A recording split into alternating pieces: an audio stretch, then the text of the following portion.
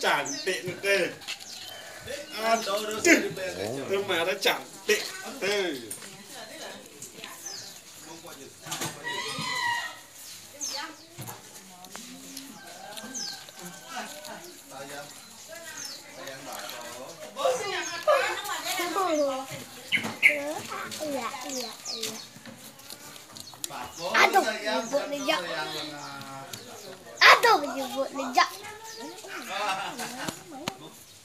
con thì sẽ làm đây bằng sinh vắng luôn.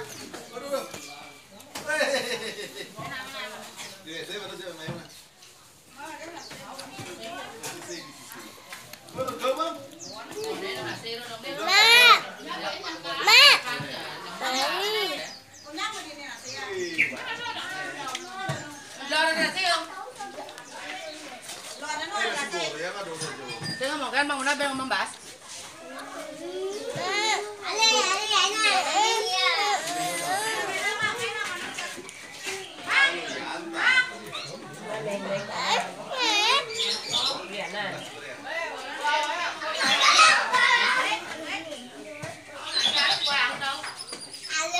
Kamu udah jadi mana dong nih? Belum.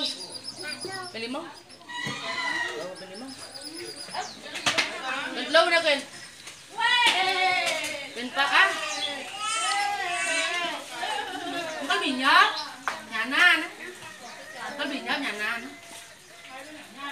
Bên phát đó đi. Muốn không? Bên phát đi anh.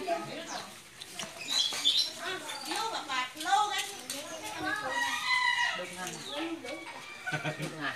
bạc Có đúng ngàn.